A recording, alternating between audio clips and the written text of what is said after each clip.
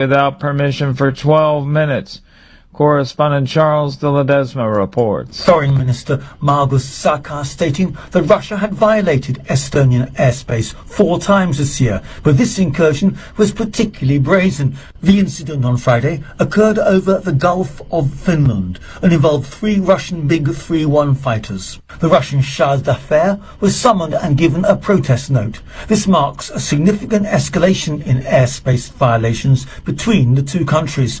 The incident comes just over a week after NATO planes downed Russian drones over Poland and heightened fears that the war in Ukraine could spill over. I'm Charles de Ledesma. Flooding and mudslides have buried roads, damaged homes, and trapped drivers in several Southern California mountain communities. On Wall Street, the Dow up by 172 points, the Nasdaq rose 160. More on these stories at townhall.com. The following is not an actor, but a real-life story from Trinity Debt Management. My debt problem started probably about 2016. I needed my life to change financially. I called Trinity and I ended up joining based on high credit card bills and high interest rate. And my counselor at Trinity has been great, and Trinity has been helping me to get on the right path of paying off these credit card bills, bringing down the interest rate. They have consolidated my bills into one low monthly payment. And now I am finally getting out of credit card debt. So I just want to say thank you, Trinity, for showing me a better and greater path. If you're in debt and you need help, call Trinity at 1-800-990-6976. My name is Sharon, and soon I will be debt-free for keeps. 1-800-990-6976. Here's the Wall Street Business Report. President Trump and Chinese President Xi were not able to finalize an agreement on TikTok, but the president says they made progress on approving a deal that would keep the video sharing platform up and running in the U.S. The two leaders spoke by phone earlier today. The Treasury Department is moving closer to implementing President Trump's no tax on tips promise. New guidance released outlines which tipped workers can benefit. The provision eliminates federal income taxes on tips for certain jobs and allows deductions up to $25,000 annually until 2028. Wall Street posted strong weekly gains as the major indexes closed higher again today. The Dow Industrials added 173 points to reach a new record high. The Nasdaq was up 161 and the S&P 500 rose by 32. For the Wall Street Business Report, I'm Greg Clugston. News and analysis at townhall.com. On Point weather on 107 The Point. Here's your weekend forecast. Clear skies tonight, the low temperature giving down to 66. Tomorrow, much like what we've had today, a blend of sunshine and clouds to go with a high temperature of 90. For Sunday, mostly sunshine-filled skies, the high is 88. It's going to be beautiful. Monday's the first day of fall, but don't be fooled. High 80s for the first half of next week. And as for our next chance for rain, maybe not until Wednesday or Thursday of next week. Have a great weekend. I'm Cal Moss with your On Point local weather. WQXL Columbia, W264DF. Grills, outdoor kitchens, fireplaces. Summer sizzle starts with Bart. This is 107 The Point. This is The Point. Make thepointradio.com. This is Sports Talk with Phil Kornblut and Chris Bergen.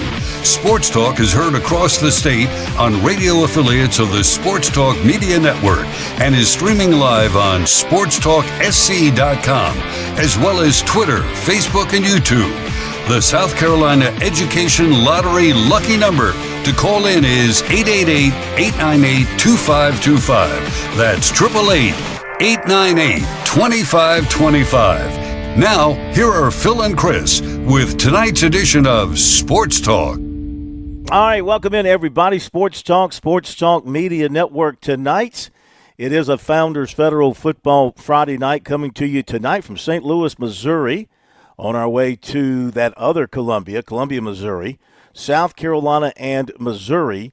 Tomorrow night, South Carolina, depending on which line you're looking at, maybe the line is dropped under 10, but the Gamecocks are a significant underdog. Clemson and Syracuse. Clemson at home, noon tomorrow. Tigers are a significant favorite. How you feeling about those games tomorrow? Is it the day? Is tomorrow the day these two teams finally play a complete football game? Complementary football. Is tomorrow the day for that? That's what we are all wondering as we go into Saturday, number 4 of the college football season in South Carolina. Glad you're with us. We have the plumber, Josh Cohen, back at our studios in Columbia. Bergie is off with Coastal Carolina. They're on the road. They're headed to Mobile, Alabama. They got South Alabama tomorrow. Congrats to the Benedict College Tigers. Winners last night over Tuskegee at home. So the Benedict College Tigers go to 3-0 on the season. And they've only given up points in one game. So good start on the season for Coach Ron Dickerson Jr. and his team over there at Benedict. Coming up tonight here on Sports Talk, we'll have our picks of our panel, the Sports Talk Pick'em Challenge, all competing for the coveted the Corn Cup goes to the governor and to the Attorney General. The winner of the football filibuster gets the Corn Cup. This would be the Corn Cob, the famed Corn Cob trophy going to the winner as the plumber pulls it out of the closet to show there it is. It's a beautiful thing. That was designed by a very expensive jewelry store on Michigan Avenue in Chicago. I picked it up on a trip up there. So only the finest, Dr. Rick Sanford, the current owner. Now, we don't make the winner of the previous year give it up. It's yours for a lifetime. You get to keep it for the rest of your breathing days. So we'll have another one for this year's winner. And we'll update our standings, our competition. It's fierce, it's tense, it's tight. We'll bring you up to date on that. We got some news notes for you. Jeff Owens will be along, talk some NASCAR as we go into the next phase of the playoffs, down to 12 eligible drivers for the NASCAR Series Championship this year. Of course, we'll have the football filibuster. We'll have Lee Sterling with professional help at 7:05. He had a good weekend. If you paid attention to Lee last weekend, you would have been a winner. He went 3-1 on his picks with us last weekend. So we got that coming your way. And, of course, tonight, another edition of Birdies, Bogeys, and Biceps with George Bryan. A lot of things happening in the world of golf. I tell you, the world of golf in South Carolina this time of the year becoming more and more prominent. We got the Furman Women's Golf Tournament, which began today up at the Furman University Golf Course. That's a tournament that's been played over 50 years now, and it's always been a big event for the women's golfers in college golf. We'll talk about that and other events involving our teams. We got all that on the table for you tonight right here on Sports Talk. So let me open up with a few thoughts on the games to be played, South Carolina, Missouri, and Clemson and Syracuse. Begin with the Tigers and Syracuse since they have the earlier game. And as I mentioned, both of these teams, South Carolina and Clemson, looking for that complementary performance where the offense complements the defense and you get plays out of the special teams. Have not seen that all come together for either one of those teams so far this season. I give them both good chances to win tomorrow. And why would I say that? Well, number one, you know it's in them. You know it's there. It's just a matter of tapping into it. And so they've got to reach down and find it. Yeah, they have issues, of course. They have weaknesses. But their teams had weaknesses last year. Teams have weaknesses every year. It's just a matter of overcoming and finding the right combination. We'll see if this weekend is going to be that. You know, Clemson's getting some guys back healthy. Looks like Antonio Williams will play. Looks like Tristan Lee will be available to play. Looks like Khalil Barnes will be available to play. All their walking wounded will be back. They should be as healthy as they have been since preseason camp. So that's a good thing there. South Carolina will have Lenore Sellers. That's a positive for the Gamecocks. Remember last year against Missouri, the Gamecocks jumped out to the lead. What was it, like 21-3? Missouri came back, took the lead. South Carolina came back, won the ball game. So they're certainly capable. And, I mean, Lenore Sellers threw 5 touchdown passes. He might have to throw 5 touchdown passes tomorrow to win the game. The setting's going to be tough. Sold out, blackout, under the lights at Missouri. We all know South Carolina doesn't have the greatest history at Memorial Stadium at Missouri. And it has been a tight series since the two started meeting every year in SEC play, or nearly, practically every year. Missouri leads 7-6 in head-to-head since they started meeting in the SEC. So it's been a tight series. I mean, I think South Carolina has got to get their running game going. Got to stick with Faison when he hits a couple of runs. See if he can hit 3 in a row. See if he can hit 4 in a row. Don't let the defense dictate when you're going to throw the ball. Now, I don't think they would be playing Sellers if he were not 100% healthy. So do you have to protect Sellers? I mean, you have to protect your quarterback all the time. I mean, they had a breakdown against Vanderbilt. A blitzer broke clean and got a helmeting call, a targeting call on him. And, that was unfortunate.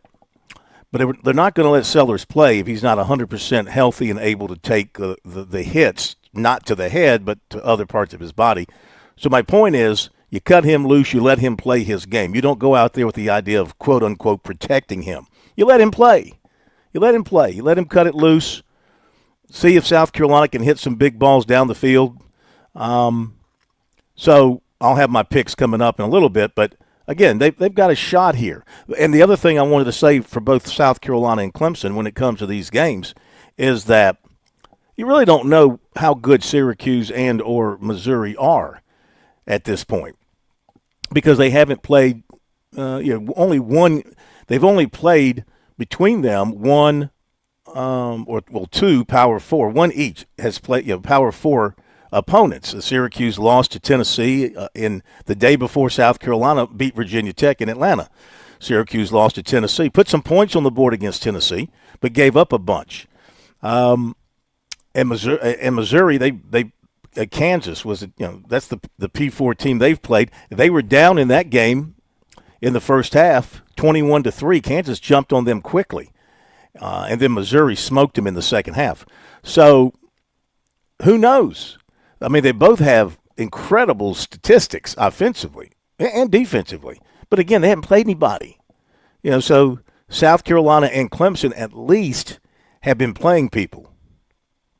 I mean, throw out South Carolina playing SC State. I would say throw out Clemson playing Troy, but you can't really do that because Clemson had to rally to win that game. Otherwise, they both have played, legitimate opponents. So we kind of know they've been tested and we kind of know what they are. That might be the scary thing. If this is what, after 3 weeks, if this is what you got, then you got problems. You got problems both ways. So I say let's give them a chance tomorrow, and Clemson being at home. How's the crowd going to be at Clemson tomorrow? There's been some, there's unhappiness. There's unhappiness in the Church of Dabo up there. And are people going to stay away? They didn't have a full house for Troy. And, of course, once the storm hit about 4 or 5 minutes in, a lot of people left. Everybody left. A lot didn't come back. So will they pack it? Will they fill the hill? Will they pack it? Will the upper deck be full, et cetera, for Syracuse? I mean, it should be an entertaining game. I mean, Syracuse has an excellent coach in Fran Brown, and, I mean, he doesn't take a back seat to anybody. In fact, he's made some comments that have been quoted about don't be poaching my players. Don't be poaching my players, talking about transfers. So he's calling out. He's going to call out coaches and programs that do that. He's not going to bite his tongue, which I say here. That is the correct thing to do. So he is a feisty head coach. And he and Dabo Swinney, they seem to have a really good relationship. They talk very positively about one another. Of course, Fran Brown was at Georgia, so he's been through the wars with Clemson, against Clemson. So he's going to bring in a confident group. They've got a an excellent quarterback, of course, transfer quarterback who can throw it. Numbers prove it. So they've got some offensive weaponry. Same thing here at Missouri. Missouri beefed up with 17 transfer players, and they got terrific quarterback. They've got an outstanding receiver who's over 1,000 yards last year when he was at Mississippi State. Story on him, Coleman. He and Luther Burden came from the same school in St. Louis, and Burden always was the big dog, and Coleman was sort of the second fiddle. Missouri wanted both of them, but when Burden went to Missouri, Coleman went to Mississippi State to sort of carve his own path away from him. And then when Burden finished up at Missouri, went to the pros, then he transferred to Missouri, and now Missouri is benefiting from this great talent. So South Carolina defensively, now they're going to be without Judge Collier starting corner, so they're going to have to step it up there and not let Coleman eat them up, because he's certainly one of the outstanding receivers in the SEC. So that's going to be something they're going to have to watch very, very closely.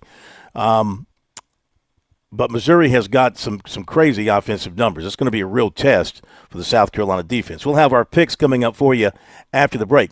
I wanted to mention here from a news standpoint that the Wofford's basketball situation has now been solved, okay? This thing has a couple of different layers to it, but the bottom line is, according to, Wofford and Jeff Goodman as well, the national basketball reporter, lawyer Mark Pepper, who represented the majority of the Wofford players who he writes were deemed ineligible due to NCAA rules, told him that the players have been reinstated by the NCAA, quote, from Pepper's quote, all players reinstated, no suspensions, no penalties, no repayment, end of quote. See, part of the problem with this reporting, though, and Jeff Goodman has not relented and gone back, is that the NCAA, if you were listening last night, the NCAA issued a statement that the NCAA had nothing to do with any of this. This was not an NCAA deal. This was not an NCAA suspension. This was not the NCAA forcing Wofford to fire the head coach. So he got that wrong, and he's not apparently willing. I guess maybe it's beneath him to go back and change his information. He keeps putting it on the NCAA. The NCAA issued a statement saying it's not us. And I don't know where he got his information from. And, of course, we're going by what the NCAA is putting out. They're saying it's not us. We didn't do it. We didn't come down on Wofford. So this was all internally Wofford. Wofford fired their coach and the assistant coach because they went against university rules when it came to housing. Wofford has rules. The university has rules related to where students live on and off campus, related to your age. And apparently some promises were made in recruiting to some transfers that you would live in these nice apartments versus living in like dorm settings. And something fell through there. Something didn't work out. But these coaches allegedly, apparently, went ahead and arranged that kind of living situation for these players who weren't supposed to get it. People complained. Other athletes who found out about it complained because they're forced to live under the rules. These folks were not living under the rules, and thus Wofford came down, the administration of Wofford came down on the coach. And if there were any, not aware of Wofford suspending any players or anything like that. In fact, from what I understand, the players were practicing last night, these players that have been talked about. So something got all messed up here in the translation. But the bottom line is, as far as the players are concerned, it's over. Now, they still don't have a full-time head coach. I mean, that they have not reinstated they have not reinstated the coaches as a result of all this. That situation has not changed. So that's the story on that. The other little story is the SEC somehow believes that you, as a football fan, would like to sit for a few hours and do the equivalent of watching a painted wall dry. By that I mean they're going to announce the football opponents for the next 4 years for every SEC school on Tuesday on the SEC Network and ESPN2. So they're going to make a big poop-de-doo over the opponents for the next 4 years, considering the fact that 4 years down the road from now, you don't know who your roster is going to be, and you don't know who your coach is going to be. So how are you going to know how they're going to pair up against opponents down the road? But you will know the opponents for every team for the next 4 years, and that is going to be not only will it be exciting television as they announce it, but then they'll spend the next 6 hours analyzing, the 2029 SEC season for you so you can prepare for that. And the ACC is closing in on a new scheduling format that will require 10 games versus Power Forward competition. This was reported by David Hale from ESPN. So the ACC is also moving toward a scheduling format that will require 10 games versus P4 competition. And that Benedict final score was 45-24 as the Tigers move to 3-0. Okay, let's hit the break. We're going to come back with our picks for tonight's. Let you know what we think about the games coming up this weekend. David Shelton on high schools at the bottom of the hour. The football filibuster swinging up towards the top of the hour. Lee Sterling, 7:05. Jeff Owens at 7:20. And George Bryan, 7:35. We'll drop in some recruiting as well. And back in a moment. In Columbia, South Carolina, game days are our specialty. Whether you're watching the game from inside the stadium or from the big screen at your favorite local spot, the energy remains the same. Craft the perfect fall Saturday in a city where there is plenty of action on and off the field. From tubing and kayaking to Soda City to rooftop restaurants and plenty barbecue. We're ready when you are. Plan your weekend at ExperienceColumbiaSC.com. You were always more than my mom. You were my role model, my best friend, and biggest supporter. You filled my days with unconditional love, and you also prepared for the day when you couldn't be here. Because of the woman you were back then, I'm able to be the woman I am now. Your planning made this moment possible. Set your family up for life. Southern Farm Bureau Life Insurance. Your friends for life. Life insurance isn't for you. It's for those you love the most. For a complete insurance review, call Buddy Bridges in Lawrence County at 864-923-2174, serving Lawrence, Clinton, and the shores of Lake Greenwood. Southern Farm Bureau Life Insurance Company, Jackson, Mississippi. Not licensed to do business in all 50 states. Traveling can be the worst, especially when you can't find your favorite show. Well, don't worry. We've got the perfect way to keep up with everything happening in the Palmetto State when you're away from home. Just pull up the Chief Sports app on your mobile device, and you can listen live to Sports Talk. All right, welcome in, everybody. Sports Talk Media Network. So the next time you can't find us on one of our great radio affiliates, just log on to the Chief Sports app, the best way to stay connected with the Sports Talk Media Network.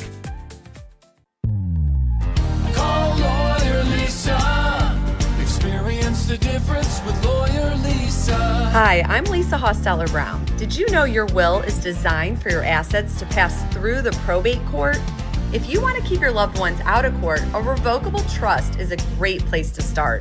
Visit lawyerlisa.com for more information and to see how we can help. Call Lawyer Lisa. Experience the difference with Lawyer Lisa. 7511 St. Andrews Road, Irmo, South Carolina. The lottery is not about getting rich. It's about helping people, and it always has been. The lottery is what helped raise the Great Wall of China, build the roads of Rome, and today in South Carolina, it's what generates millions of dollars each year for scholarships like the SC Hope, Life, and Palmetto Fellows. The South Carolina Education Lottery is investing in you. Visit sceducationlottery.com/betteryou to learn more.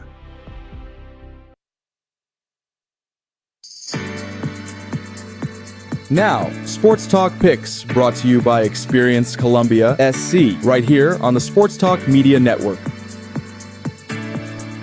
All right, welcome back, everybody, on this Founders Federal Football Friday night. Don't forget the scoreboard coming your way tonight. Cover all the high school action beginning at 10:05. Right now, though, time for the picks from our illustrious panel. Here is our starting lineup.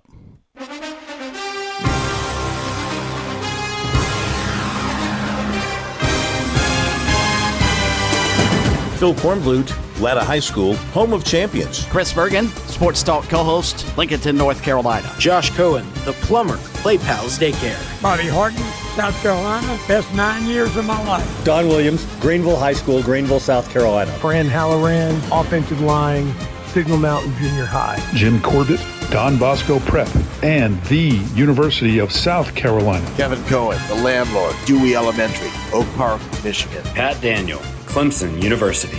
Go Tigers. Rick Sanford, Northwestern High School, Rock Hill, South Carolina, University of South Carolina, Columbia, South Carolina. Matt Smith, Great Lakes University, Thornton Mellon School of Business, home to the Triple M.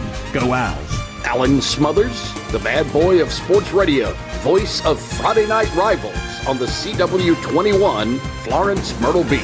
Teddy Hefner, graduate, Columbia, South Carolina School of Hard Knocks.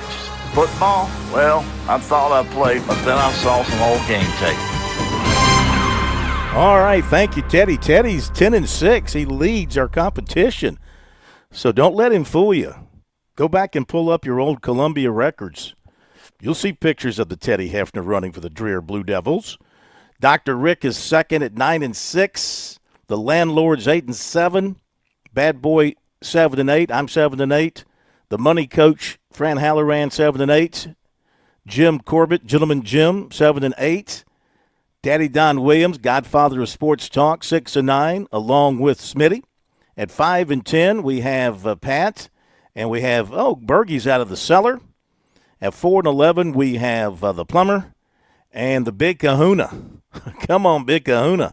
You're sitting there at 3-12. All right, this week, give me the Gamecocks and the points. Give me Syracuse and the points. I'm not saying they're going to win, but I like the points. Give me Oklahoma. I'll lay the 6.5. I think they're a hot team with a hot quarterback. Give me Miami. And I'll lay the 7.5 because they're playing Florida. Come on. It's not even enough. And give me NC State, and I will take the 3.5 in Durham. Bergie's taking Missouri, Syracuse, Oklahoma, Miami, and NC State. Dr. Rick, Missouri, Syracuse, Oklahoma, Miami, and NC State. Smitty, the Gamecocks, Tigers, Sooners, Miami, and NC State. Pat's going with Mizzou and Syracuse. Look at him. Oklahoma, Miami, NC State. Kev Cohen, South Carolina, Syracuse, Oklahoma, Miami, NC State. Bobby likes the Gamecocks, of course. Syracuse, Oklahoma, Miami, NC State. Fran with Missouri, Syracuse, Auburn, Miami, NC State. Teddy with the Gamecocks, Clemson, Oklahoma, Miami, NC State. Smothers with USC, Clemson, Auburn, Miami, and State. Jim with USC, Syracuse, Oklahoma, Miami, and State. Don with the Gamecocks, Clemson, Auburn, Miami, and State. And the Plumber? Oh, I'm taking the Cock-a-doodle-doos. I'm taking Syracuse. I'm taking Oklahoma. I'm taking the Gators, and they're going to win by 90, of course. And I'm taking NC State, of course. Of course. You know, you're never going to win if you pick with your heart. And you keep picking the Gators, you're guaranteed to lose. All right, there you go with our picks. We'll talk high school. David Shelton coming up after the break here on Sports Talk. On Point weather on 107 The Point. Here's your weekend forecast. Clear skies tonight, the low temperature giving down to 66. Tomorrow, much like what we've had today, a blend of sunshine and clouds to go with a high temperature of 90. For Sunday, mostly sunshine-filled skies. The high is 88. It's going to be beautiful. Monday's the first day of fall, but don't be fooled. High 80s for the first half of next week. And as for our next chance for rain, maybe not until Wednesday or Thursday of next week. Have a great weekend. I'm Cal Moss with your On Point local weather. This fall, discover a place where friendly faces greet you at the door. McCoy's Hardware of Lexington, Greg Lynette, and their welcoming team make every visit a breeze with expert advice and genuine hometown care. No more endless aisles or big box blues, just quality products and people who want to know your name. For every project, big or small, Find what you need and a neighborly smile at 2028 Augusta Highway. Shop local. Shop happy. McCoy's Hardware of Lexington. On Friday. With SRN News, I'm Keith Peters in Washington. President Trump has signed a proclamation that will require a new $100,000 annual fee for H-1B visa applications. This move is among the changes to the program for highly skilled foreign workers, which has come under scrutiny by the administration. H-1B visas are intended to bring skilled foreigners for jobs that tech companies struggle to fill with U.S. citizens.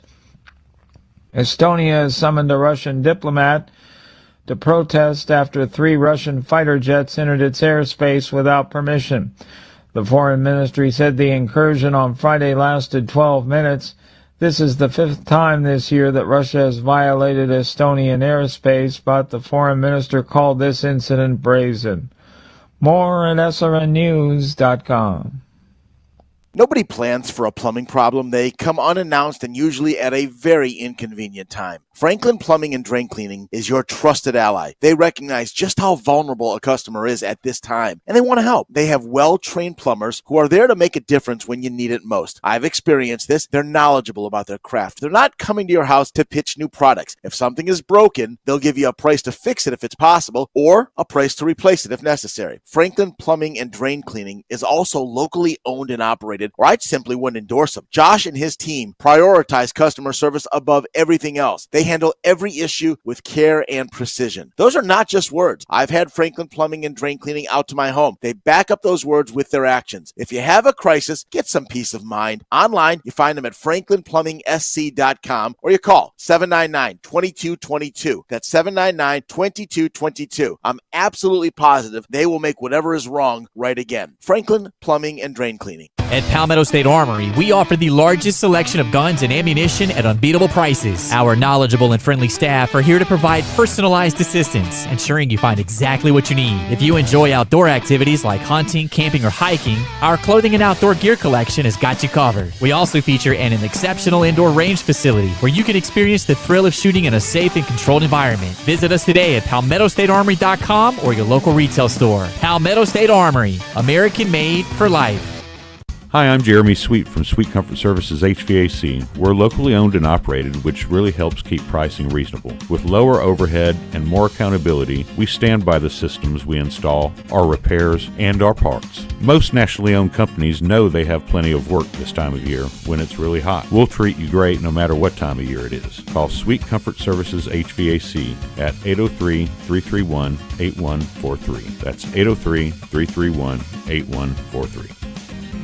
Escape the hustle and bustle of everyday life with Spa MD, your sanctuary of rejuvenation. Feel the tension melt away as our expert team guides you through your customized wellness journey. From soothing massages to revitalizing treatments, we promise a remarkable experience that leaves you feeling renewed and empowered. Discover the calm within every visit. Reach out at 251-9400 or online at visitspamd.com to explore your options. Your oasis of tranquility awaits.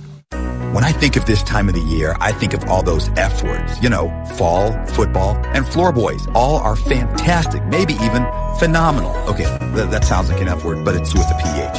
Thing is, this is a fabulous time to visit Floor Boys. Treat yourself to those hardwoods or that luxury vinyl plank. Come visit the showroom. Take a look at floorboys.com or make an appointment. They'll even come visit you. Stop fantasizing and focus. They even have financing. Far out. Visit floorboys.com. Turning face to stars and stripes, it's fighting back them butterflies, it's calling in the air, alright, yes sir, we want the ball, and it's knocking heads and talking trash, it's slinging mud and dirt and grass, it's I got your number, I got your back, when your back's against the wall, you mess with one man, you got us all. The boys are fall. Welcome back into Sports Talk, everybody. Sports Talk Media Network on this Founders Federal Football Friday night. Phil Kornblut coming to you from St. Louis. We have the plumber, Josh Cohen, back at our studios in Columbia. Time now to turn our attention to the high school football Friday night coming up in front of us. Don't forget the high school football scoreboard tonight, beginning at 10:05 over many of these stations, and also streaming through our various streaming outlets, so you can always find us. Brought to you by Founders Federal Credit Union. Founders, relax with Founders. Welcome in David Shelton from the High School Sports Report and the Charleston Post and Courier. Good evening, David. How are you? I'm doing good, Bill. Doing good. Where are you headed tonight? Portugal and Bishop England, the Holy War. That is a traditional battle down there, isn't it? Yeah. I mean, they've been playing about 100 years, but they've missed a lot of years in between for whatever reasons. The most recent, about 10 years ago, some students from both schools did some graffiti and defamed some statues and things, so they quit playing. But they've been playing for the last 4 years, and it's a pretty cool rivalry. It's usually a very competitive game. Who's got the better team this year? Well, the more experienced team is definitely Bishop England. They've got a ton of guys that were part of that team that won 9 games last year. Portugal is 2-2 right now. They got a new head coach, and they lost a bunch from the team that played in the state finals against Hammond. I would give Bishop England the edge, but emotion will carry both teams a long ways tonight. Mm-hmm. Before we start talking about other games, what's your take on this this quarterback deal at Gaffney, where Javon Gilmore leaves the program, apparently now at Ridgeview, and the other quarterback is taking over as the full-time quarterback there, and the transfer deal? I saw where Lou Bajek had a story on that. He had a story on the quarterback, another quarterback who's moved around. I think he's at like his 4th school now. Now I think he's at Keenan. Anyway, this in-season moving of players for the purpose of playing time, I mean, I know you have to – do you still have to show a bona fide residence change or a change because your family moved for business reasons or something, or can you just up and leave? Well, I mean, if it's his first transfer – I don't know the rule on that. I do not like. I am in no way in favor of a player leaving his team 3 or 4 games in and going somewhere else. You know, sort of take my ball and go home kind of attitude. And I don't know the young man. I don't know everything about it. All I know is that I think they went to him and said, we're going to go with the other guy. Gilmore hasn't played great. And Gaffney hasn't played great. Gaffney's been kind of a disappointment so far this year. So, you know, they got to juggle some things, and he didn't take kindly to it. So he's going to go to Ridgeview, who had a quarterback that got hurt, and then the backup was playing very well, and now that backup, I don't know if he'll be the backup or if Gilmore will take over his spot. So it's a whole lot of garbage, really. I just don't. Again, and I've said this before, I think you got to have a hard transfer date, like July 1 or August 1, and if you go after that, you sit. And I don't see why there's a problem with that. It's just you got to have a little more rules in this thing. It's kind of crazy. Yeah. You don't want the high schools to become another level of the college scene right now, you know. No. At least, no. Well, what we do see, of course, with the colleges is that, like when there's a coaching change, you have an automatic 30-day window opens up. This is crazy. Like at Virginia Tech, now that they fired their coach, and UCLA, the players there can opt out of the season and go into the portal and just don't play anymore. And that's a bad idea. I mean, whoever thought that was a good idea, that's just a bad idea for the football team and for the football program, and it's a bad look in every way you can look at it. So they need to resolve that along with a number of other things. All right, back to the games, David. Just looking at a few things tonight, I guess that Greenwood at T.L. Hanna game kind of really stands out as a primo game in the state. Yeah, it's one of them. Greenwood with a lot of explosive offense. They have given up some points on defense, but they score so much. Hannah is going to be a team that usually scores some points. So, Hannah's got a shot in this game. If they got to slow Greenwood down, that quarterback is putting up some phenomenal numbers. I mean, video game Woody Dancer type numbers. Yeah. Also, another one you got to like tonight is Daniel at Clinton. Now, both of these teams have a couple of marks against them, or have a mark against them, but still, high-quality team's going to play this game down at Clinton tonight. That should be a packed house for this one. Oh, yeah. I mean, it another game that I think there'll be some scoring in. I don't think either defense has been especially sharp, but both offenses, Daniel with the throwing game and Clinton with the running game, I think you might see some points there tonight. It should be fun. Another good one would be this South Point at AC Flora game. And, big test here for fan support and fan interest in the Columbia area. South Point coming off that win against Northwestern. AC Flora looking really good at 4-0. Wherever they're playing, they should pack the place. Yeah, and I think this is the biggest test of the season for Flora. I mean, they won all four of their games, and quite frankly, they should have won all four of their games. They've got an experience, especially on offense. Roper Winsky is a really good quarterback, and their receivers, they get open, they score points, but they haven't seen an athletic defense like they're going to see tonight. South Point, they held Northwestern to 23 points. Northwestern was averaging 36, 37 a game. So they held them about 2 touchdowns under their average. So that tells me they're pretty good. And throwing teams don't bother them a whole lot because they can rush the passer and they can cover. So, but this is a big game for AC Florida. I mean, if they could pull off a win here tonight, I think then you really got to start paying attention to the Falcons as you move forward. Yeah, absolutely. They're having a great year. South Point, that big win. What'd you make of Northwestern coach Paige Wofford's comments after the loss last week to South Point? It's not the first time I've heard it. In fact, I wrote a story on a pregame story for the high school sports report on that Thursday, and he said it then, but I did not include it in my story. But Paige has been an outspoken critic of what South Point does in attracting players from really 2 states. And again, I think everybody, I mean, Paige is not Dabo Sweeney against the portal, but, he wants people to leave his players alone. And that's why he said, we win with culture and development, and they win by out-recruiting everybody.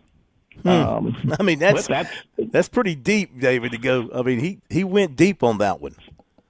Yeah, I mean, he's an opinionated guy. I mean, I've known Paige since he was a high school kid down here at Stratford. And he's an opinionated guy, and, he's going to say what he wants to say. And I respect him for that. I mean, somebody texted me and said it's sour grapes, and I was like, well, it might be sour grapes, but it's pretty factual. I mean, what he said, he didn't just throw words out there without some background. And, I mean, it's pretty factual. He's not the only one that has said that. All right, one more to touch on. Let's look at Dutch Fork at Oceanside Collegiate. What do you see there? Yep, they're playing 2 blocks from my house. They're playing at Charleston Southern tonight. Why aren't you going to that one? Well, I saw Oceanside last week, and yeah, I'll see Dutch Fork in December in Orangeburg. but yeah, it again, Dutch Fork's defense has given up a little bit of points. Oceanside can score points. Maybe they can stay with them until the fourth quarter and maybe have a shot, but staying with Dutch Fork is the hard part.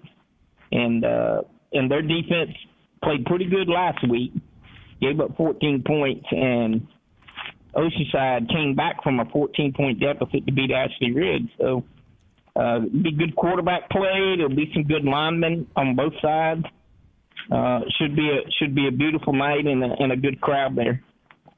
Well, you enjoy your game, and we will reconnect with you tonight when you're done, probably about 10:30 or so. We'll have a great high school scoreboard show. Look forward to having you with us. Okay, thank you. Thank you very much, David Shelton. We call him Bib, best in business, for the great work he does. Has done it for 35, 40 years. Always great to have him with us. After the break, we're going to connect with the governor and the attorney general. Another edition of the football filibuster coming your way here on Sports Talk. See how these guys can bounce back. They didn't have a great week last week either. They had their issues with their picks, especially the general. We'll tell you about that when we come back from the break. Get their 5 picks, get their thoughts, and then Lee Sterling, 7:05 with the professional help. All that coming up here on Sports Talk. Back in a moment.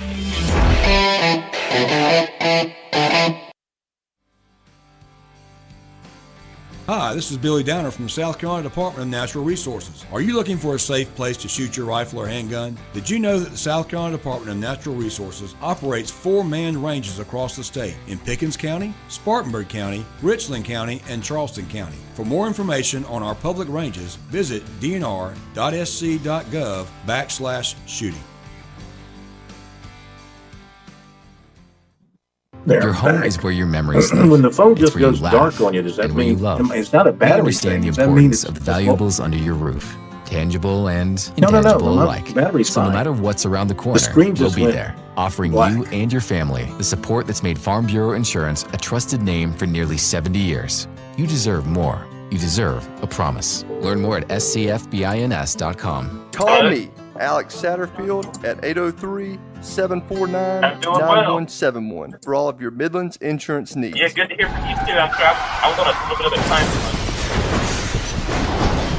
I'm attorney Jim Corbett. That's the sound of a big hit on you and your car or truck. I've been an attorney for more than 30 years, helping people who get injured in car wrecks and truck wrecks. If you have serious injuries, call Jim Corbett, 803-765-2968, or email me at jim@jimcorbettattorney.com. That's CORBETT. I don't get paid unless I recover for you. Jim Corbett Attorney, for your best recovery from a big hit, 803-765-2968, or jim@jimcorbettattorney.com. South Carolina's taste buds have spoken, and they're asking for beef. There are more than 7,800 farms raising cattle from pasture to plate in the Palmetto State. So whether it's steaks on the grill before the big game, sirloin medallions plated for date night, or burgers with a family, make sure beef is a part of your playbook this football season. Smoked, grilled, and slow roasted. Find the best way to enjoy your beef at sccattle.org. Beef. It's what's for dinner in South Carolina. Funded by the South Carolina Beef Council, part of the Beef Checkoff Program. Straight Up Sports is simply all sports, all the time. Straight Up Sports is a collection of retired and award-winning sports writers and sports broadcasters from around South Carolina. Like Bob Gillespie from the State Newspaper, Scott Kiefer from the Greenville News, and Mark Sturgis from ESPN Upstate. Straight Up Sports is about the stories, just like the days gone by with no editors nor managers involved. Check us out on Facebook or Twitter or online at straightupsports.net. When South Carolina's best high school football players take the field at the Touchstone Energy Cooperatives Bowl, they're backed by a powerful team of their own. As proud title sponsors, your local co-ops celebrate more than just a game. It's a tradition where talent shines, where teamwork matters, and where community spirit takes center stage. Don't miss the 78th Touchstone Energy Cooperatives Bowl, December 13th at Doug Shaw Memorial Stadium in Myrtle Beach, powered by your electric cooperative.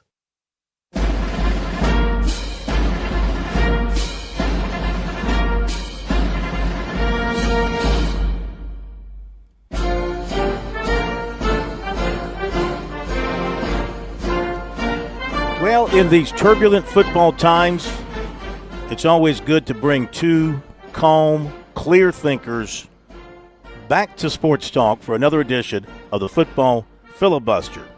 Though I must say here at the start, as we welcome Governor Hodges and Attorney General Wilson back to the program, that, General, we present you with the Golden Corn Cob tonight for going for going 0-5. 0-5 last week. You fall back into a tie for last place at 4-11. How do you feel about that? What do you have to say about that? Well, when you said you were bringing back two thoughtful, calm football prognosticators, I'm like, did Governor I get fired? Did they bring someone else back? I really stunk it up. So hopefully I want to give the governor a fighting chance. So we evened it up. So now we're back to ground one. So there you go. Governor, how are you this evening, sir? I'm good. And by the way, the General and I both have Mike Shula calling plays for us this week, so we're feeling pretty good. That's a low blow. That's a low blow. Watching the Gamecock's going to go out and score 42 points on Missouri, and he's going to call a great game. You're going to resent that statement. All right, you were 2-3 last week, Governor, so you're back in it. You never say die, even, in the worst of situations. You never give up. You're up to 4-11. Well, neither of us have much to brag about, but there's a lot of time left, as the General and I both know. We've got probably another 10 or 11 weeks. So we've got a chance to get above 500 coming up pretty soon. You do. And it's tough. You're picking against the spread, and it's tough. I get that. All right, let's get to it, gents. General, since you had the donut last week, we'll let you lead off. Again, both of you are 4-11. As we go into this week, we'll start with NC State at Duke, and it is NC State getting 3.5 points. General. I'm going to go with the home team this week. Give me Duke. You want Duke. Okay. Did you ever aspire to go to Duke, like law school or med school or anything like that? You apparently didn't see my undergraduate grades. Yeah, no, I never aspired to go to Duke. Notice I didn't ask Governor Hodges that question. Governor, NC State at Duke. Yeah. Actually, I got into Duke. Oh. It's funny you bring that up. I did not go there. I'm going to pick NC State, actually, in this one. Duke is a little off from where they were last year, and State has managed to win all their games. I think I'm going to take State. All right, you got them. Let's go to Florida at Miami. Miami has proven to be kind of the real deal so far. They're favored by 7.5. Gators getting 7.5 here, Governor. Yeah, I want to think the Gators can keep it close because I really do like their coach, but I don't think I will. I think I'm going to take Miami with this one. All right, you got them, General.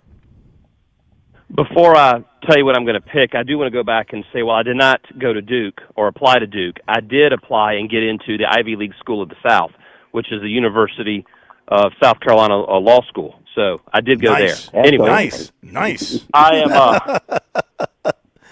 I'm going to go with Miami. Going to go with Miami.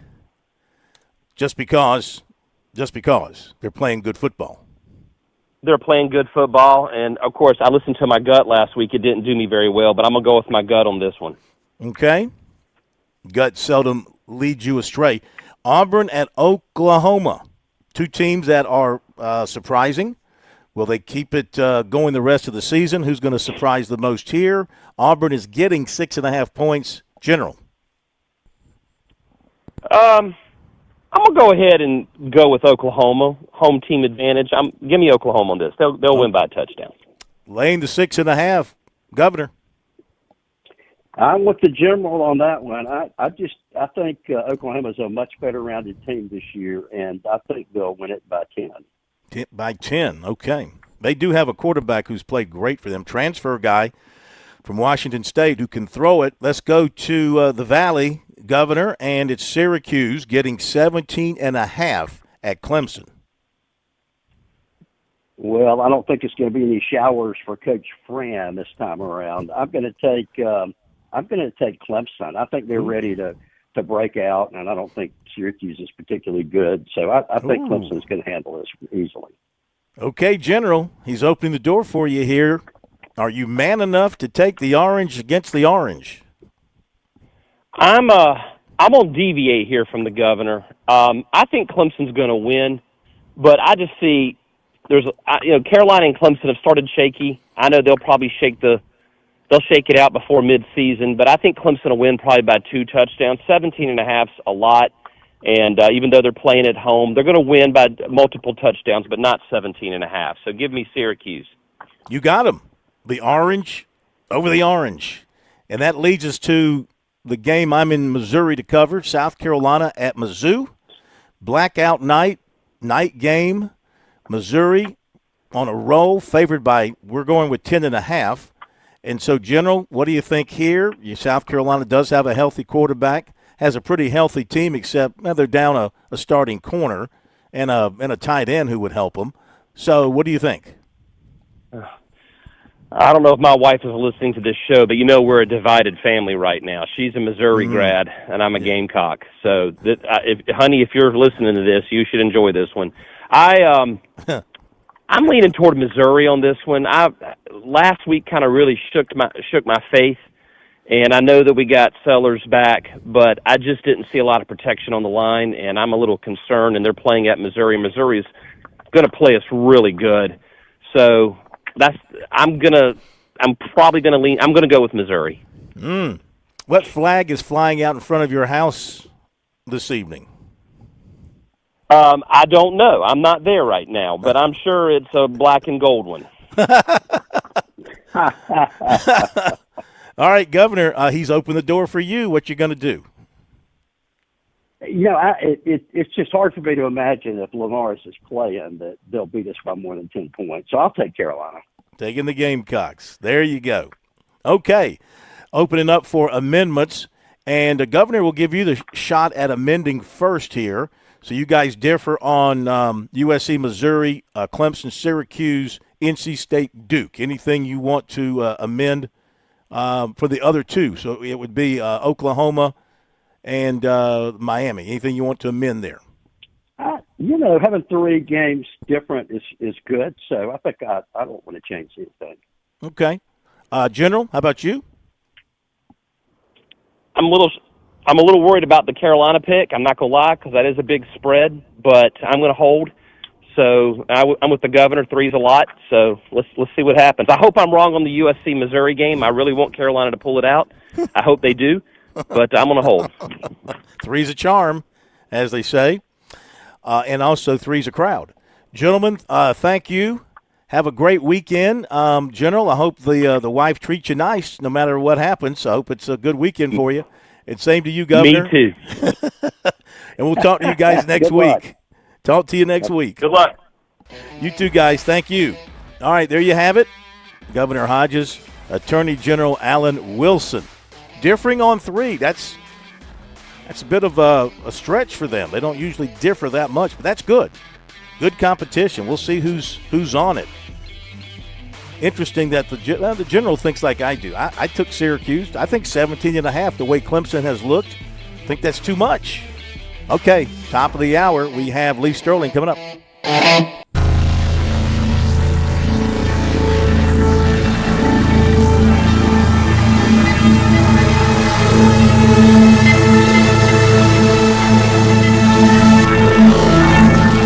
WQXL Columbia, W264DF. Grills, outdoor kitchens, fireplaces. Summer sizzle starts with Bart. This is 107 The Point.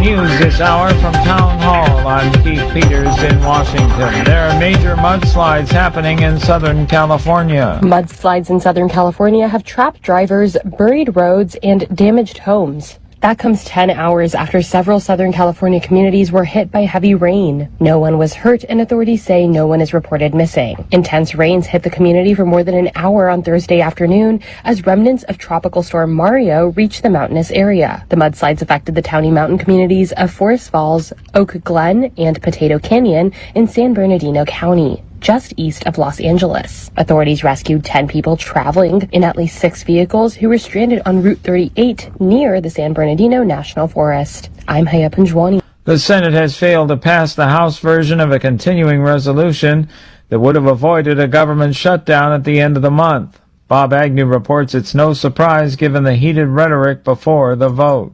Democrat leader Chuck Schumer told colleagues it's all about conflicting visions on Capitol Hill. Where two bills come to the floor that truly crystallize the contrast between the two parties. But Majority Leader John Thune says keeping the government up and running would have provided needed time for ongoing bipartisan talks. Democrats can't take yes or an answer. Without a CR, the government is set to shut down at the end of the month. Bob Agnew reporting. The Trump administration is asking the Supreme Court to let it enforce a passport policy for transgender and non-binary people requiring male or female sex designations based on birth certificates. The administration appealed a lower court order allowing people use the gender or X identification marker that lines up with their so-called gender identity. On Wall Street, the Dow up by 172 points, the Nasdaq rose 160. More at townhall.com. So my mother is thinking of switching from Verizon to Pure Talk, but she's worried the deal sounds too good to be true. Michael, she said, how can those Pure Talk people offer me the same basic service as Verizon for so much less money? I said, Mom, go ask Google how much Verizon spends on advertising and promotion. A few seconds later, my mother said, oh my goodness, $12 billion a year? That must be a typo. I'll tell you, when I told my mom, it's not a typo. Verizon spends $12 billion a year on advertising and promotion, and their customers are paying for it. Well, Pure Talk doesn't spend that kind of money on commercials. Trust me, I would know. Consequently, they can offer you and my mother unlimited talk, text, and plenty of data on a blazing fast 5G network for just $25 a month. Dial pound 250 and say the words micro, and you'll get an additional 50% off your first month. That's pound 250 micro. Pure Talk. Everything you need and nothing you don't. Ohio is gaining population for the first time in several decades. And Jonathan Williams with the American Legislative Exchange Council says it's all because of conservative reforms in the state government. Because of the education freedom, the universal school choice, that flat tax, and several other very important reforms, now Ohio is on the brink of once again gaining population, and just did for the first time a couple of years ago. And continual free market reforms like this are going to be exactly what it needs to continue to move in that right direction. Williams was interviewed by the Salem Radio Network.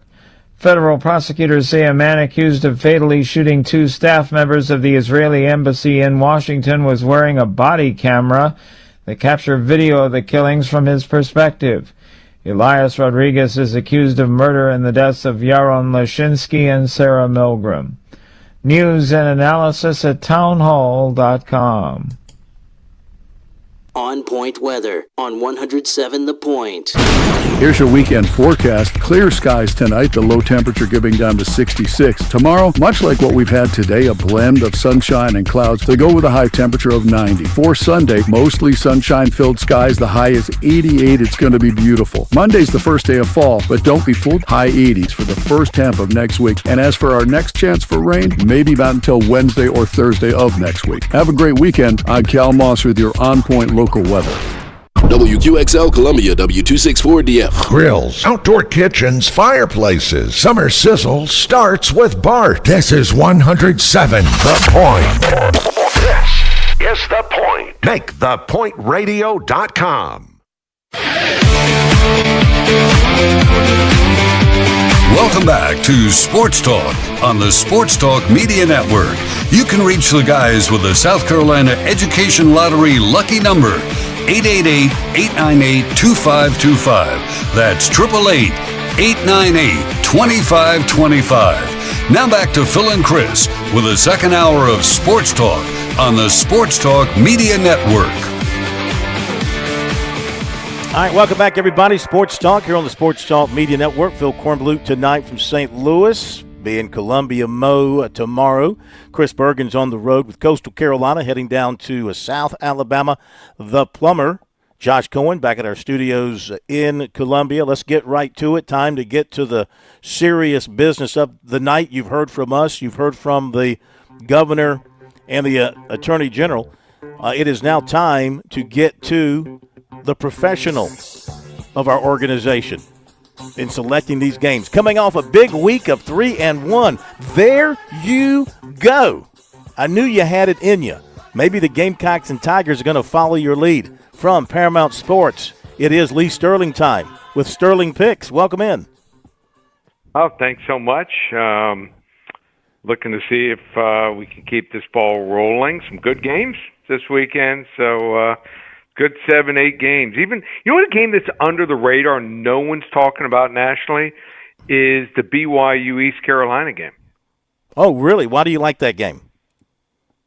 Yeah, BYU has a really good defense, and East Carolina, I think, is under the radar. So, BYU's got to go a couple time zones, and they're not used to traveling to the East Coast. Last time they did, I think they played Coastal Carolina. They got beat when they came this far. So, just another little bonus game. We're going to count this one. I like East Carolina. I think I don't know if they're going to win. I think BYU's going to win this game 20-17, but I'll take the point, and it's about a touchdown. Yeah, BYU had that quarterback, Wilson, who ended up in the NFL, has bounced around. I think that went to the Jets originally. Don't know where he is Miami.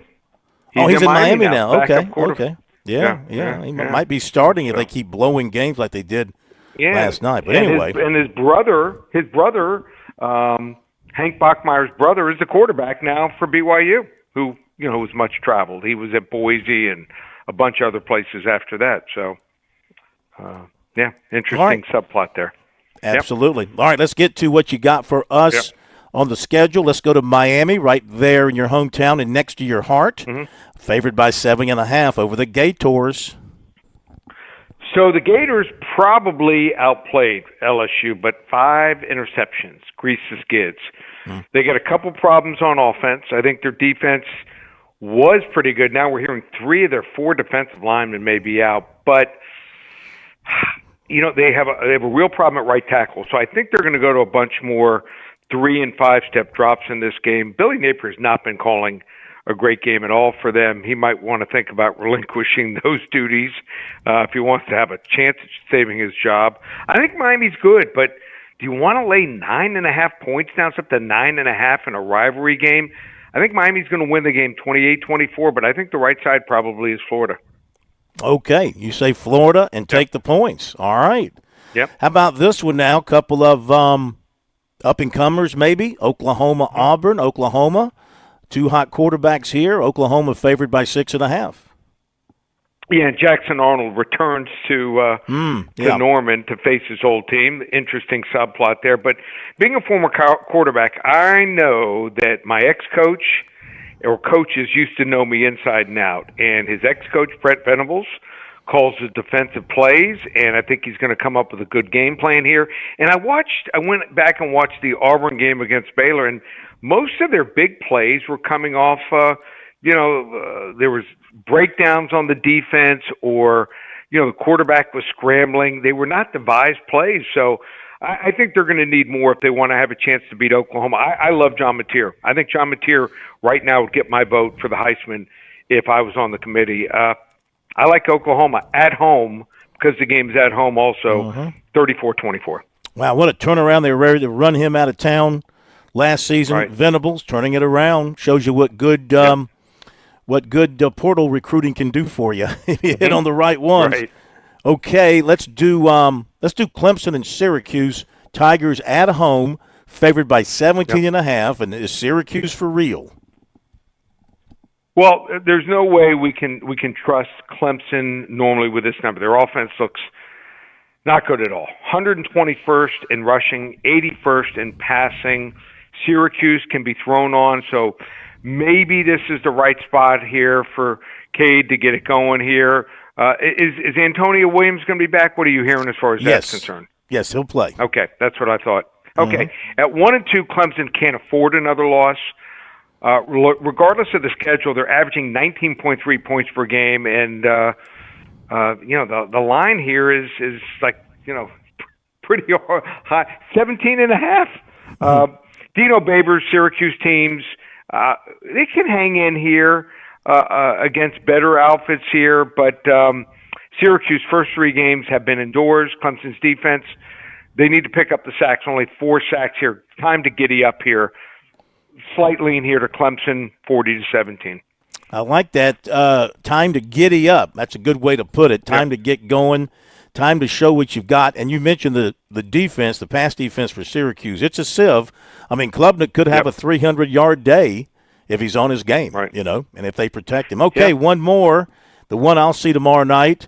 It's a blackout. It's under the lights. It's Mizzou, favored by, you got him by 11 here against South Carolina. Sellers will play. Sellers is healthy. He should be ready to go and play at his best if that's possible.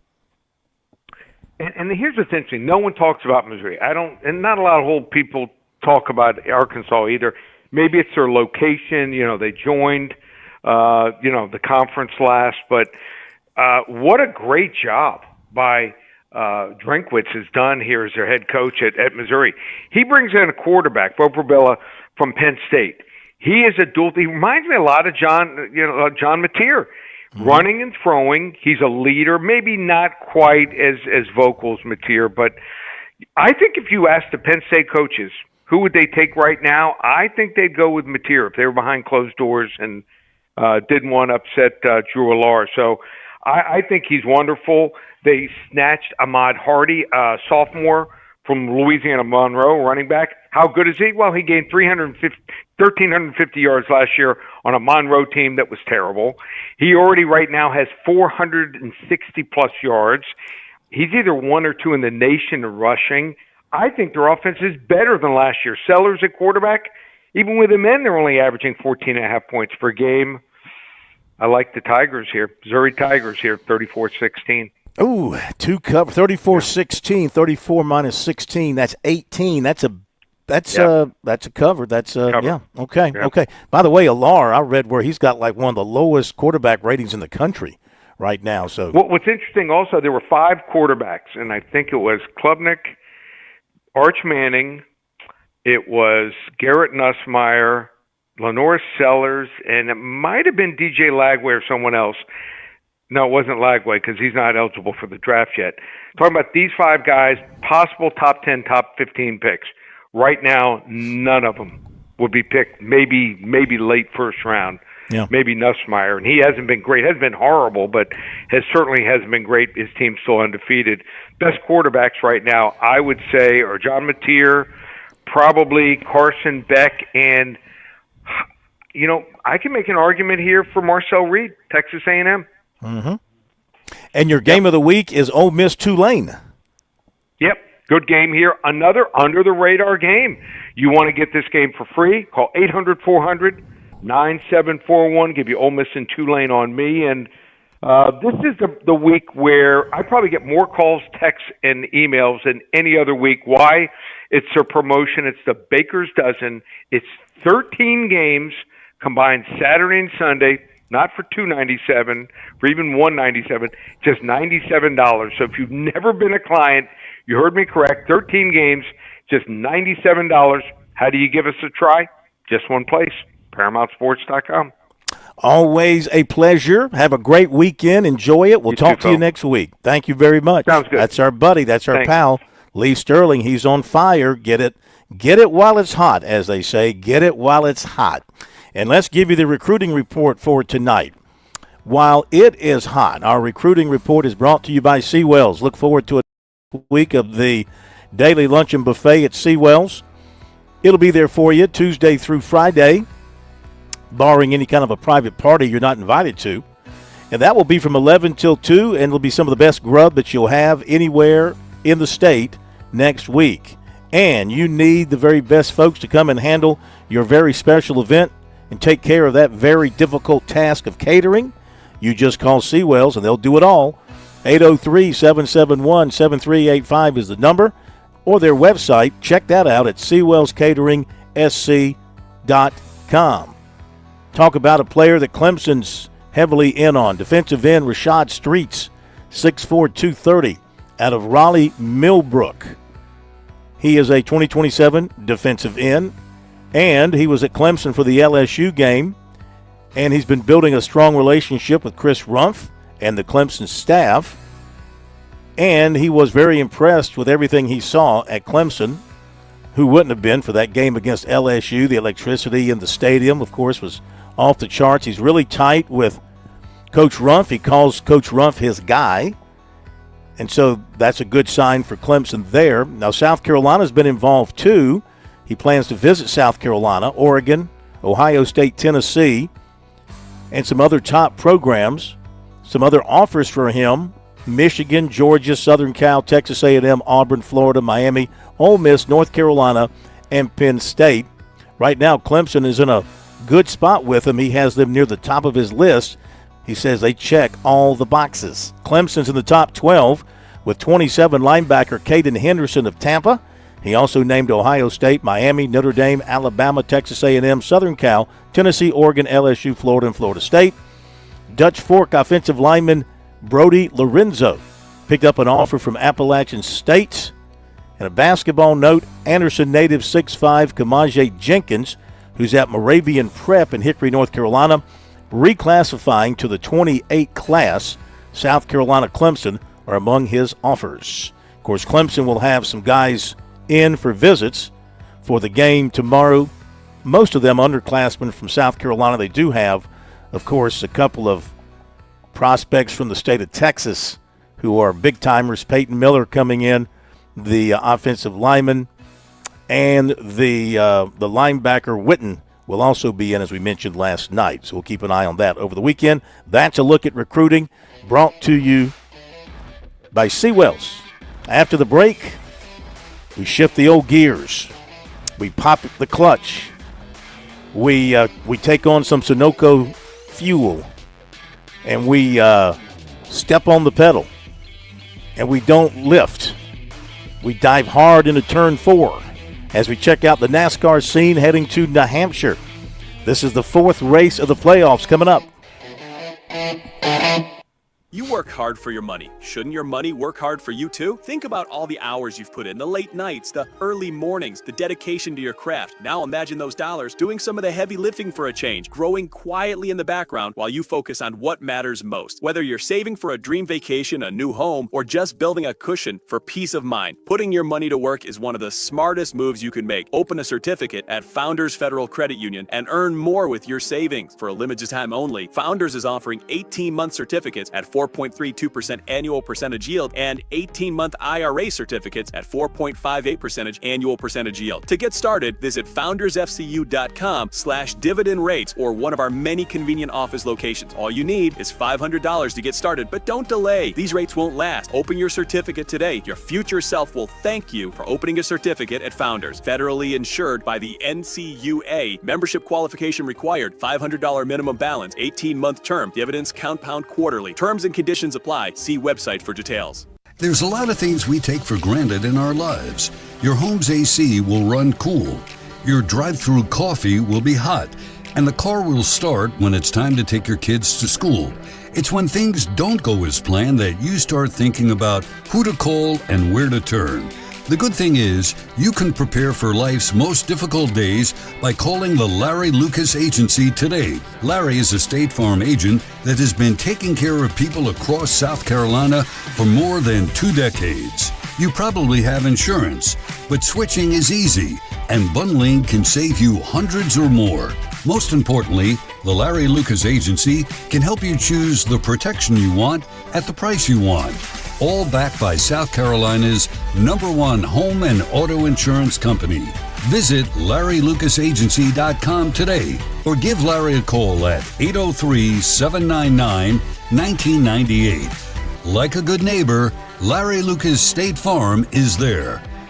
You've put in the work for your education. The extra early, extra late, extra work. That's because you understand education opens doors to better pay, better opportunities, and a better you. Being educated about playing the lottery is no different. It helps you be a better player, one who knows when to play and when to take a rain check. The lottery's a game, so let's keep it fun. Learn more at sceducationlottery.com/betteryou. Hi, Phil Kornblut here with our good friend George Bryan III. Heard every Friday night on Birdies, Bogeys, and Biceps right here on Sports Talk. George, the Tsunami Bar, a very valuable tool for golfers. Why is that? Well, the first thing that I say is the tempo. It's the only tool out there that allows the study of tension right from the first grab to be expressed, and rhythm and tempo is what makes the bar work, and it gives you something awfully special to keep those hands soft and get that rhythm going. Learn more about Tsunami Bar technology by clicking on the digital ad on our website, SportsTalkSC.com, and save 5% by purchasing online using the promo code BBB5. Love it when it's forward, love it when it's fast, love it when the leader's called, the pack is moving past, love it when they're making lots and lots of noise, can't wait to hear these W's say. Boogity, boogity, boogity, let's go racing, boys! Let's go racing, boys. Love it when they're drafting, love it when they slide, love it when the back's straight, the throttle's open wide, love it when they're making lots and lots of noise, can't wait to hear these W's say. Boogity, boogity, boogity, let's go racing, boys! Let's go racing, boys! Let's go racing, boys! Let's go racing, boys, up to the northeast, up above Boston, up to New Hampshire. Talk about that in a moment. Welcome in Jeff Owens in the fast lane. Welcome in, sir. How are you? Great to have you with us. Doing great, Phil. Ready for another great playoff race this weekend. Absolutely, absolutely. But I have a thought on that, and I'll share it with you in a moment. What'd you think of Bristol? Bristol delivered a very close finish. Had a restart there to bunch everybody up, and a little bit of a punting action there at the end that maybe went against what was Keselowski thinking there at the end of the race?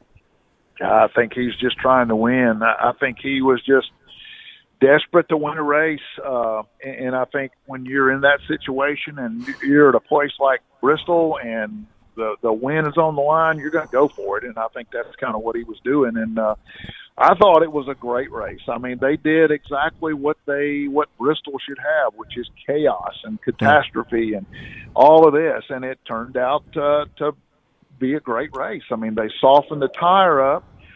It created some tire problems, which you really don't want, but what it led to is a fantastic race. I mean, they could run side by side, tires were in and out, guys were having to pit, they're having to manage their tires, just all sorts of things going on. And to me, it led to a great race, great finish. That's what Bristol should be like. So hopefully they tweak on that a little bit, but I think they came close to finally getting it right after a few rough years up there.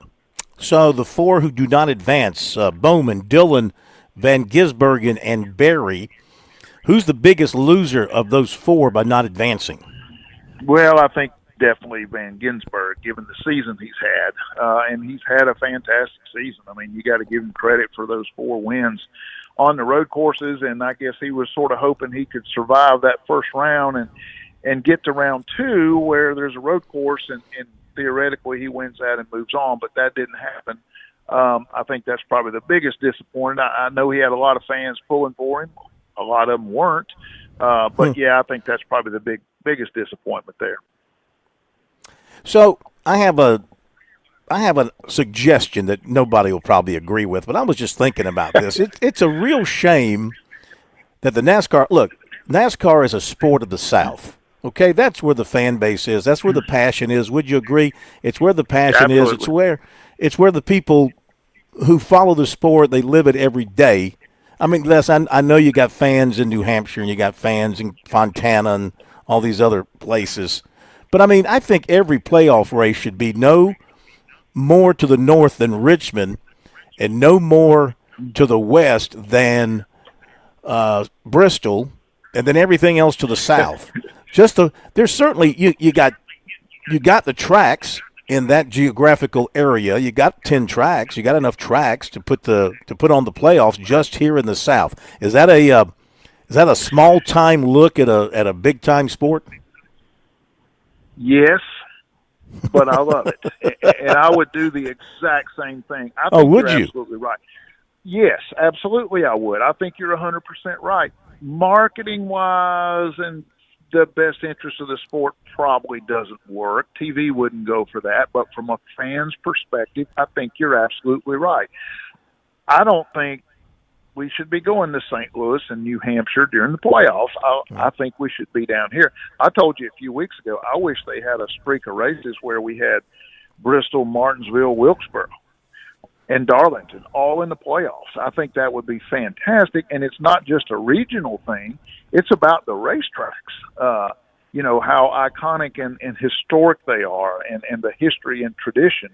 I agree with you. I mean, maybe we pop in a road course at Watkins Glen or something, but if they were all in the South, I think that'd make a lot of people pretty happy. You know what? Screw the road courses. Road courses are only good. They're really, I mean, that they only work for a few who can. I mean, like Van Gisbergen. I mean, he obviously he's a specialty driver. You don't want some specialty driver to have a chance to win a race and advance in the playoffs because. Here's my other point. Think about you. Let's use this as a comparison. The USGA, the Royal and Ancient, they only play their national championships on certain courses. They have a rotation. Right. They don't venture outside that rotation, generally speaking. They stick with those, and there's a reason they stick with those courses, right? Right. They're crown jewel events. Well, NASCAR should think of its playoffs the same way, yeah. Absolutely. We used to sort of have that before we had the playoffs. You had 4 or 5 races that were considered crown jewel events, the Daytona 500, Southern 500, Talladega, Bristol. Those, you're right, those tracks should be in the playoffs, every single one of them. And the most historic tracks, the biggest events, it should be in the playoffs. But they've shied away from doing it with Daytona and Talladega because of restrictor plates. I kind of get that, but again, your argument about the road course is correct. If we're not going to do it much all year long, why is it in the playoff race? Mm-hmm. And I agree with you. I would love to see them redo this, and it should be the best tracks, the most historic tracks, the tracks that have the most fan support, and almost all of those are in the Southeast. Yeah.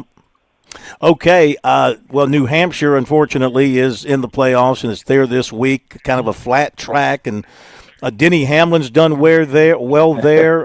Kyle Larson runs well there. Christopher Bell. You got a favorite? Well, here's the thing, Phil. You know, the other storyline, Joe Gibbs Racing and Toyota so far dominated the playoffs. They won all 3 of the first 3 races. And guess who's the team to beat again this weekend? At Joe Gibbs Racing. They won 3 in a row at New Hampshire. Christopher Bell has won 2 out of the last 3. So he could make it 2 in a row this weekend. I think you got to put your money on the Gibbs teams and Toyota. They're hot right now and seem to have some sort of edge. So, given their history at the track and their momentum, I think that's who I'd put my money on. What kind of tire is Goodyear giving them this weekend? I think it's similar to what they run up there in the past. Maybe a little bit softer. I'm not absolutely sure, but I haven't heard a lot about tires this week. So, you know, the thing up there, it's kind of like Martinsville. It's all about track position. It's difficult to pass. Qualifying is going to be more important than normal because it's a tough place to get around and pass. So we might see a lot of follow the leader, but we'll see. Jeff, great stuff as always. I'm shocked that you agreed with me, man. I feel good about that. Hey, once in a lifetime. I'm stupefied. It's like catching. I feel like I caught that 200-pound marlin or something, you know. Yeah, okay, buddy. Thank you. Have a great weekend. We'll talk to you next week. All right, guys. Have a great one. Thank you. Jeff Owens in the fast lane. Birdies, bogeys, biceps. George Bryan coming up. On Point weather on 107 The Point. Here's your weekend forecast. Clear skies tonight, the low temperature giving down to 66. Tomorrow, much like what we've had today, a blend of sunshine and clouds to go with a high temperature of 90. For Sunday, mostly sunshine-filled skies. The high is 88. It's going to be beautiful. Monday's the first day of fall, but don't be fooled. High 80s for the first half of next week. And as for our next chance for rain, maybe not until Wednesday or Thursday of next week. Have a great weekend. I'm Cal Moss with your On Point local weather. What's better than getting the best Wagyu and Hereford beef anywhere in these parts and getting it delivered to your door? How about knowing you're still supporting local farmers in Saluda over at H&J Cattle? where tradition meets quality. Visit HandJCattle.com. Place your order for $50 or more, get free delivery in Richland or Lexington County. Plus, Point listeners get 10% off your order. Enter keyword The Point as one word for your discount. HandJCattle.com. The Point. That Russia is. With SRN News, I'm Keith Peters in Washington. Federal officials say hundreds of flights in and out of Dallas were delayed or canceled Friday as equipment issues disrupted one of the nation's busiest airports. The Federal Aviation Administration says it was slowing flights at Dallas-Fort Worth International Airport because of a reported local telephone company equipment issue. The same problems were also impacting Dallas's Love Field. Estonia has summoned a Russian diplomat to protest after 3 Russian fighter jets entered its airspace without permission. The Foreign Ministry says the incursion on Friday lasted 12 minutes. This is the 5th time this year that Russia has violated Estonian airspace, but the Foreign Minister called this incident unprecedentedly brazen. More details at srnnews.com. Sometimes timing is everything, and I've been talking the talk about Broker Solar for a good minute. I'm a fan. I've had some Point listeners ask me about Broker Solar. They're on the fence because of what's going on in D.C. Now that the politics have settled, we know what's in that big, beautiful bill. We know the federal tax credit for getting solar power at your home. It's going to end in December, so the clock is ticking.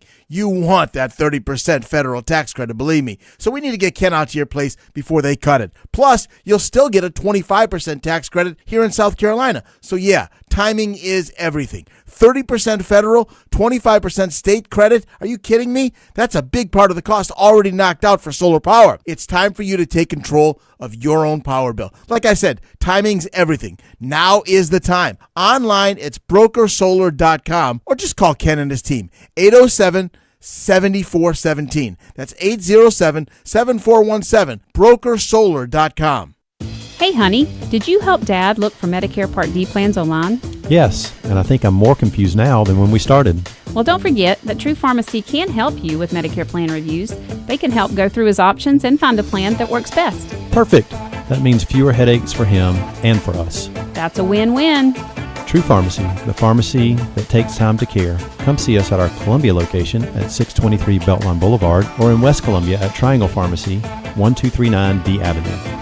Experience South Carolina's printing powerhouse. Professional Printers is your trusted partner, bringing over 30 years of expertise in print and graphics. From digital printing to web and sheet-fed solutions, we handle it all with a team of over 100 dedicated professionals. Locally owned and operated, we have 2 locations in the Midlands and serve our customers with pride, ensuring top-notch service and quality in every project. We do it all, including storage and promotional products. Visit ProPrinters.com and elevate your printing experience with us. Hey y'all, it's Ted from Flight Deck Restaurant. We're introducing Friday Night Prime Rib Special.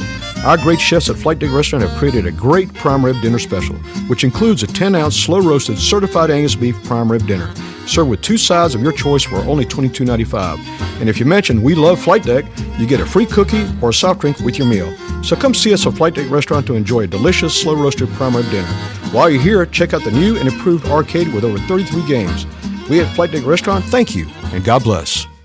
Want to hear my success story? I'm Fran Halloran, the money coach. I'm celebrating a decade of partnering with The Point. It's one of the best decisions I ever made. I've used The Point to significantly grow my small business. It started with a meeting with Kevin Cohen. Do you own a small business? Are you on a limited budget? No problem. Reach out to Kev at 563-8558. Get a customized plan and start your journey to business growth with The Point today. Success is one call away. Take the leap.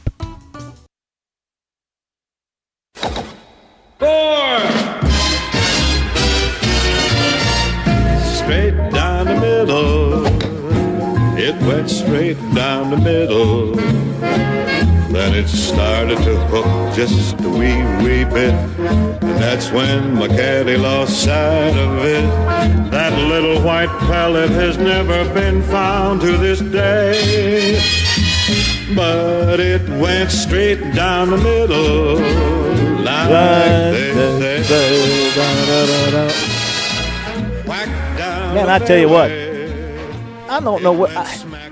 There's a lot of things in sports that just make you feel good when it happens. Like when you take a 25-foot jumper and it's nothing but net, the feeling of that ball and the sound of that ball snapping the net, that's pure. The sound of a baseball off a bat when you hit it right on the wood, right on the sweet spot, that's pure. But, man, when you hit that golf ball with that driver and you hit it 323 right down the middle to set yourself up with a 160-yard approach with your sand wedge, and you drop that ball about 3 feet from the hole and you tap it in for birdie. That's hard to beat, George Bryan. You ever done that? Well, the 23 part of it and the sand wedge dropping it close to 3 in front of the 23, not very often. But, you know, there is nothing like that pure swoosh when, and by it's a long time since I've done any of that, but you know, when you catch it just right with that driver or any of the irons, see, you know that there is research out there that proves that contact impact has addictive characteristics, the sensation. And it's not just the sound, but the feel, but also that euphoria of watching the ball get out of there pretty quick. It's a supernatural experience. I bet. I hope to experience that at least once here before it's too late to experience anything. I'm glad you're with us. I hope things are going well. It's a big week next week over at your place, getting ready for the Gamecock team to host the tournament over there, the Bryan Bros event. I know you guys are pumped up, jacked up, fired up. Tell us about Selena. Tell us about the condition of the course, the layout. Now, what are these golfers going to be facing when they arrive there next week? Well, one thing that they all will find are greens that are very slick and smooth. A little bit, we have Tiff Eagle, but they are going to present like the really just fast, perfect greens in the south. Just got word that two of our favorites on the way to the airport. I'll just say Randolph, a couple of Randolph. They got their ears on. We got at least two people listening tonight, Phil. At least two. All right. But the Gamecock Invitational, the Bryan Bro Invitational, they're going to find when the teams come in. Pretty good teams. We had Coach Bradley on last week to talk about that. And smooth, fast greens, the fairways. So we have Tahoma in the fairways. And these greens are, the fairways are just like greens. So the golf ball sits up, be really just sweet, perfect lies. Then they're going to find some little definition between fairway and rough. We have been able to get the Moors on the rough, and you can play out of it now. It was kind of penal for the Mid-Am qualifier, but now you can play out of the rough. In fact, I was with a couple, watched Wesley today. It's kind of unusual. I watched Wesley today play a little golf, and I didn't see him hit it out of the rough. Now, I don't see that very often. Didn't watch him play much. But so out of the rough, typically in Bermuda, you can get what's called a flyer lie. And you can get those super juice flyer lies in this kind of rough, and that makes it a little harder. Combine firm and very fast greens, so the collegiate athletes will be tested. And then what I just call the layout, the field, all the variables that go along with golf, that ambiguous strength of field. Like you talked, hey, I love the question last week when you asked Coach about putting the Tigers and the Gamecocks together, pairing them together. Did you hear how he handled that? I thought it was beautiful. Do you remember? Yeah, what are we doing? What are we doing with that? Phil, you just got to understand, man, too much of a good thing ain't a good thing around golf. The expression of the competitive spirit. Well, also, you want to be fair to the rest of the field. Sometimes these kind of variables are discussed with the tournament committee. So the tournament committee will set up those pairings, and it's highly unlikely that they will be paired in the first 2 rounds. They have to play their way to that pairing. And so what he was insinuating is everybody's going to play great, and they'll play together in the last round. Tracking? Well, yeah, that's true. I get that, but you know what? I mean, take the lead of the USGA. Like, they put particular guys together in the first 2 rounds to make sure the fans get to see the pairings that they want to see with their most popular golfers, oftentimes. Well, I was trying to protect the idea. Maybe he just presented to us the way he did because that's what they're going to do. Okay. I loved how he handled it. He's not showing his hand, and I'm not real sure he's got total control over those pairings anyway. So who does? I mean, it's like, whose tournament? Whose tournament is it? Who is running the tournament? Is it Coach Bradley and the USC golf program? Is it your boys? Is it a combination of the two? Who's running it? Well, it's an SEC and ACC. They have tournament officials, NCAAs, and so they're typically on a tournament committee like this, and they could even invite the USGA in. Now, the name of the event is tangled up with my children, so I'm kind of hanging back and giving it some edge. Quite frankly, George and Wesley, they don't share any of this stuff with me. You know why? Because I'll talk about it. I'll tell. I think it should be the Brian Bros, who were brought to you by GB3, because they wouldn't be here without GB3. So it should be the Brian Bros, brought to you by GB3, presenting the, whatever you want to call it, the Gamecock Invitational. Hey, so we'll find out how that goes when they pair it up. It's a little bit like the coin toss.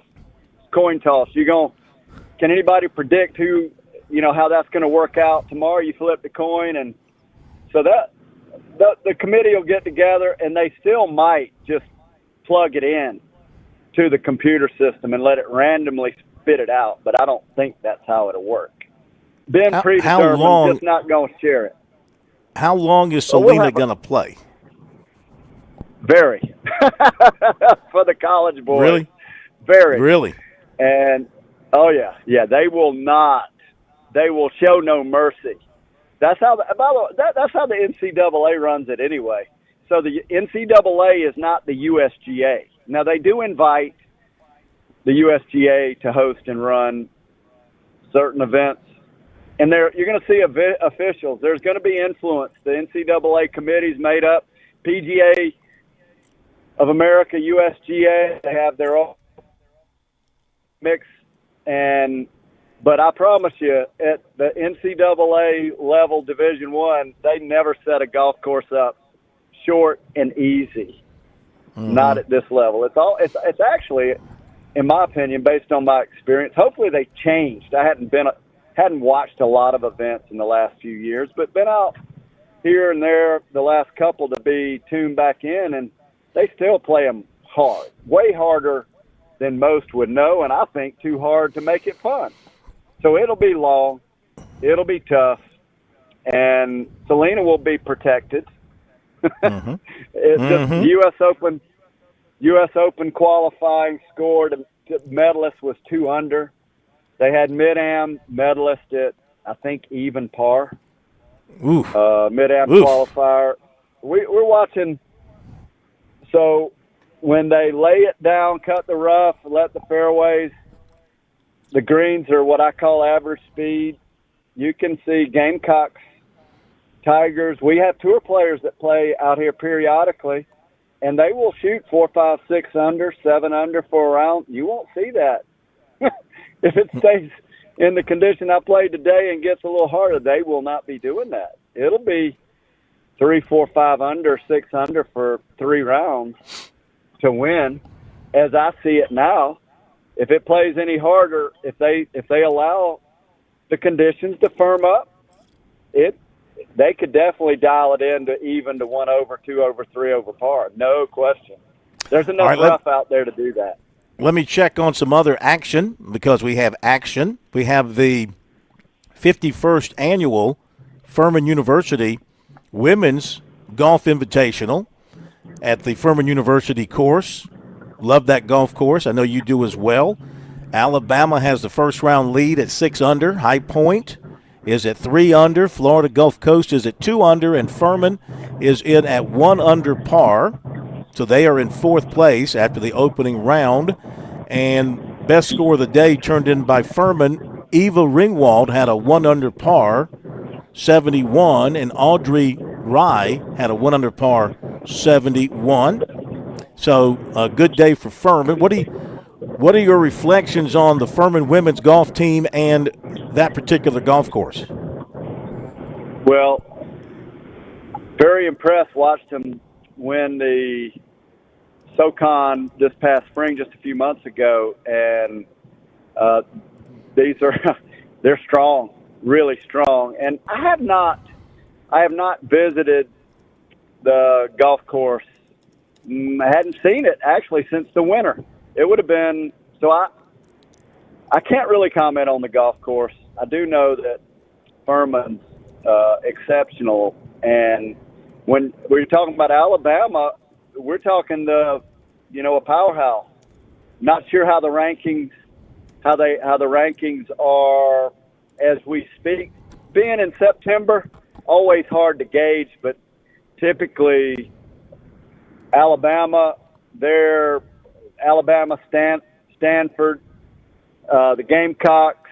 This time of year, all these teams strong. I mean, and Furman, that is one thing I thought I was going to listen to Coach's answer when we had him on. We kind of maybe soon, maybe after, if they play well, maybe we can get him on in the next couple of weeks. Sure. Now we got you got the Vanderbilt. Let's see. This is the Mason Rudolph Women's Championship at Vandy over in Franklin, Tennessee. Round 1, Mississippi State. What a day they had. 16 under. Vanderbilt 9 under. North Carolina's 3 under. Clemson is 8th after the first round at 7 over. College of Charleston is 9th at 8 over par.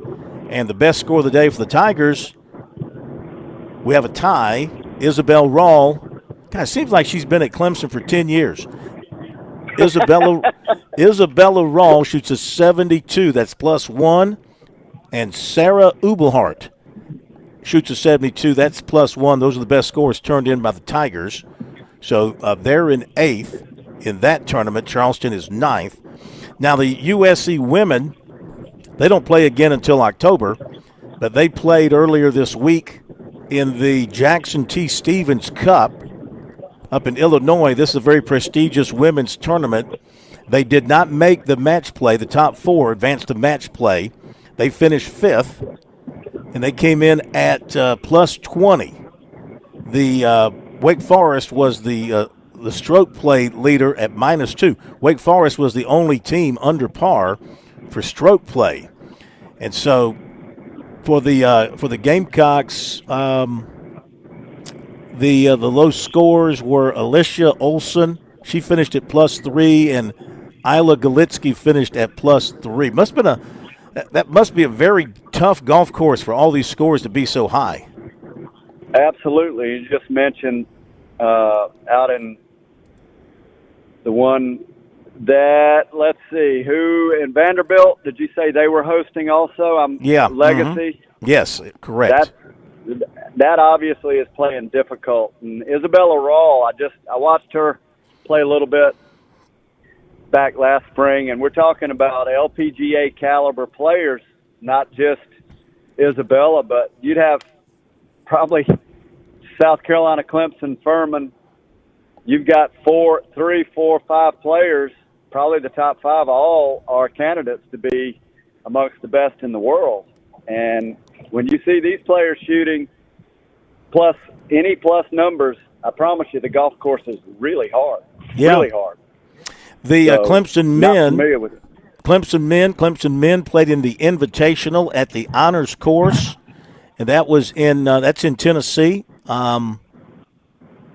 Is that near? I think it's near Knoxville where they played. I think. Ooltewah, Tennessee. I thought it was Nashville. Nashville, okay. But no. I'm sorry. Chattanooga. It was hosted by Chattanooga, so it's near Chattanooga. Oh, okay. Yeah, the Invitational at the Honors Course. And the Tigers, they came in a tie for 7th. So they finished with an 882 score. Ole Miss was your winner at 854. And the Tigers were led by Lucas Augustin. How do you pronounce his last name? Augustin. He came in 7th overall, finished at 3 under for the tournament. So he was their best showing for the Tigers by a long spot. So a tie for 7th place there for Clemson. 7 out of how many teams? They were 7th out of, let me see how many teams showed up here. It looks like, give me just a second, 7th out of 12. And Charleston was the 12th team. College of Charleston finished 12th. So 7 out of 12. So College of Charleston, and by the way, they will be at the Gamecock Invitational. And you remember we had Coach K on when they made NCAAs. That was pretty cool to have him. I love Coach K, Coach Mitch. And so just the record then for that one event would be, unfortunately for College of Charleston, they just went 0-12. Clemson 6, if they finished 7th, they lost to 6 teams, and they beat 6 teams. 6-6. So we were talking about Coach Bradley. They finished 2nd, and I thought they had 15 teams. Yes. Anyway, so their record would have been for that event 13 or 14-1, depending on how they were. 13-2, 13-1. You only get one loss if you finish 2nd. And so that is part of the compilation and how they do the rankings, and it comes down to the end of the season. Remember, the golf season in college, they start early in September and they go all the way till late in May, even June. Yeah, it's a forever season. But part of the weight is, or was, and they could have easily changed it. They made a lot of changes at the top of golf lately to try to make it more exciting, more appealing. But part of the formula is your win-loss record. It was anyway. Well, and Clemson has they have a tie for 2nd. They have a tie for 2nd out of 16 teams. That was in the Myrtle Beach tournament. And then they have a tie for 7th out of 12 teams. So I guess that's viewed pretty favorably to open the season. Yeah, I mean, your good football record would be what? 12-0? 11-1? I think people would like that around here, sure. Yeah, so you think it when we're talking about a golf team that finishes 2nd or finishes 3rd in let's just say a 15, and they finished 3rd in a 15 tournament field, well, you got to look at it. They had a 12-3 season, or excuse me, 11 at 15. It's 11-2, 12-1. It's one of those things that let's don't show our inability to do math. Hey, if you got 10 teams and you finish first, you went 10-0. Gotcha. If you finish 2nd, it's 9-1. So it's kind of wonky how you look at it. Golf's kind of wonky to start with. I agree. Kinda odd. All right.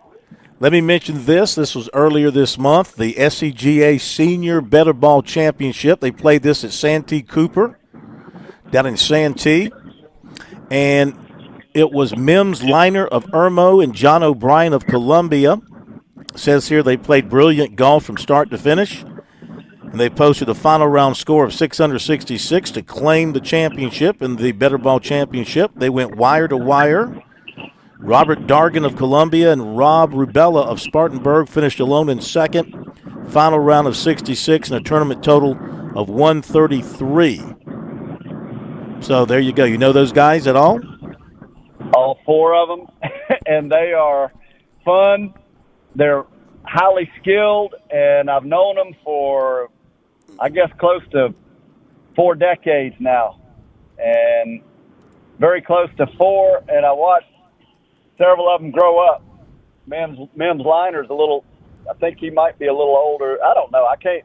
Once we get to be our age, it's hard to keep up. But they're all spectacular. Dargan and Rabella, like Gamecocks, Liner and O'Brien. I can't say where they played college golf, but through local golf, know them well. They play great, and golf's just such a wonderful game. You can enjoy it at 55, 60 years old, play at the highest level, and actually those guys, you'd be stunned at how they could compete with some of the college boys. Maybe not from the tees, at this same tees, but get them on the right golf course, Camden Country Club, might be a surprise. Somebody like Dargan, Rabella, O'Brien, Liner, you might be surprised where those guys would finish. Somewhere longer, Selena, more carry, might not work out as well. But hey, in our final minutes before we let you go, I want to touch on Sea Mountain Outdoors, full-service supplier, installer of premium synthetic turf, gym flooring, and related sports service solutions. I'm looking at the website and some of the work. My gosh, it's beautiful. You never have to pull out a mower ever again if you had this stuff around your pool, around your backyard. Tell us about Sea Mountain Outdoors. Yeah, Sea Mountain synthetic turf and it's artificial turf, greens from aesthetics, yards. One of the most beautiful yards I've ever seen was synthetic. I thought for years we're playing along this golf course, and I went, wow, that's the most beautiful yard that I've ever seen. I worked at Florence Country Club, and dadgum, turns out it was synthetic turf. Now, I don't know if it's been years ago. So from yards and full synthetic turf to putting greens, even indoor studios, and Tsunami Bar Sports is the parent company. Tsunami Bar Sports, Tsunami Bar Training Centers, Williams Strength, Total Strength and Speed, the parent companies for Sea Mountain Turf. And Sea Mountain Turf is pretty much a regional company, so works all over the Carolinas, Georgia, Mississippi, Tennessee, Florida. David Abernathy, this guy loves making things beautiful. Most people don't realize this, but artificial turf is at most of the football stadiums, baseball stadiums out there now today. So this company does it all, including those that I just mentioned. Well, if David Abernathy's got his hands on it and involved, you know it's going to be big time and it's going to be successful.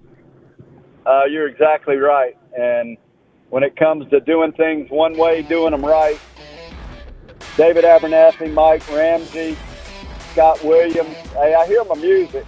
What a privilege it is to talk golf. We'll be talking more next week. Until then, tee 'em high but shoot 'em low. We love it, George. Thank you, my friend. Talk to you next week. That'll do it for Birdies, Bogeys, and Biceps, as well as Sports Talk. Don't forget the scoreboard tonight at 10:05. We'll see you then. Have a great night, everybody.